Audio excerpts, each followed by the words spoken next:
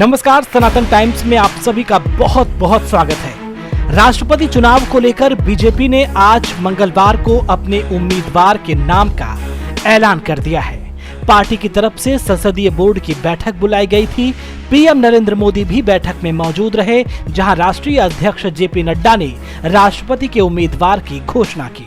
बता दें कि द्रौपदी मुर्मू को एनडीए ने अपना राष्ट्रपति उम्मीदवार घोषित किया है। वहीं इससे पहले मंगलवार के दिन ही विपक्षियों ने अपने राष्ट्रपति उम्मीदवार के नाम की घोषणा की और यशवंत सिन्हा के नाम पर मुहर लगाई। यानी कि अब आने वाले दिनों में राष्ट्रपति पद के लिए द्रौपदी मुर्मू और यशवंत सिन्हा में चुनाव होना है, जिसके बाद ये तय होगा कि देश का अगला राष्ट्रपति कौन होगा। ऐसे में अब हर कोई ये जानना चाह रहा है कि आखिर यशवंत सिन्हा और द्रौपदी मुर्मू हैं कौन। तो चलिए आपको सबसे पहले बताते हैं यशवंत सिन्हा के बारे में। यशवंत सिन्हा का जन्म 6 नवंबर 1937 को पटना के एक कायस्थ परिवार में हुआ था।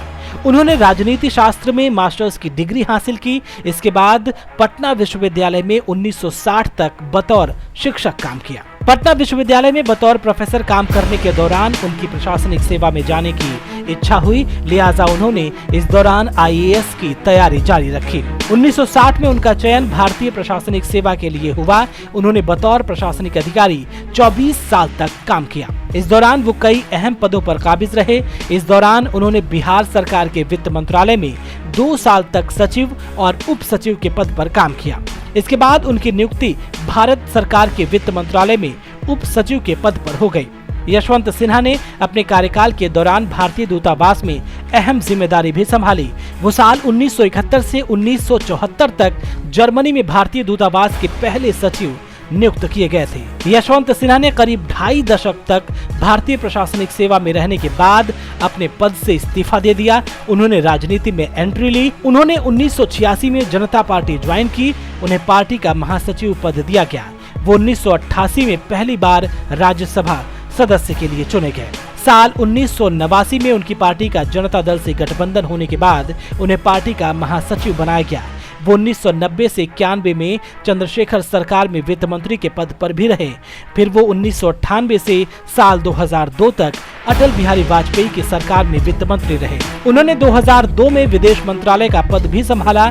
यशवंत सिन्हा ने 2009 में भाजपा के उपाध्यक्ष पद से इस्तीफा दे दिया। साल 2018 में बीजेपी छोड़ने के बाद 2021 में वो ममता बनर्जी के नेतृत्व वाली टीएमसी में शामिल हो गए और अब विपक्षियों ने उन्हें राष्ट्रपति पद का उम्मीदवार घोषित किया है। वहीं बात करते हैं सत्ताधारी पार्टी की तरफ से राष्ट्रपति पद की उम्मीदवार घोषित की जा चुकी द्रौपदी मुर्मू की। तो द्रौपदी मुर्मू का जन्म 20 जून 1958 को ओडिशा के मयूरभंज जिले के बैदापोसी गांव में हुआ था। उनके पिता का नाम विरंची नारायण टुड्डू है। वो एक आदिवासी जातीय समूह संथाल परिवार से ताल्लुक रखती हैं।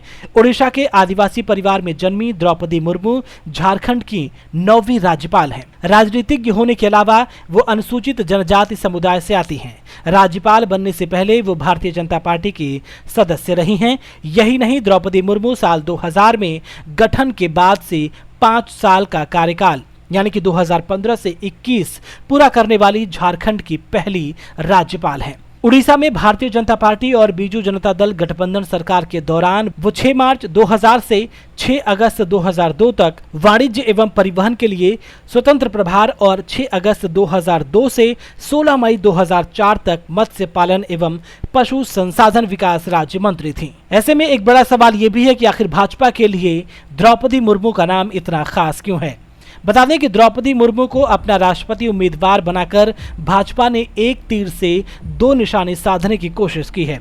भाजपा आदिवासियों पर ध्यान केंद्रित कर रही है, क्योंकि गुजरात, मध्य प्रदेश और छत्तीसगढ़ में चुनाव होने हैं। इन राज्यों में आदिवासियों की अच्छी खासी संख्या है, इसलिए आदिवासी मतदाता पार्टी की योजना के लिए काफी महत्वपूर्ण है। इसके साथ ही 64 वर्षीय द्रौपदी महिला मतदाताओं को आकर्षित करने में भी पार्टी की मदद कर सकती हैं। तो आपको क्या लगता है कि आने वाले समय में देश के राष्ट्रपति पद की गरिमा कौन बढ़ाएगा, यशवंत सिन्हा या फिर द्रौपदी मुर्मू? कमेंट सेक्शन में अपना सुझाव हमें जरूर दें।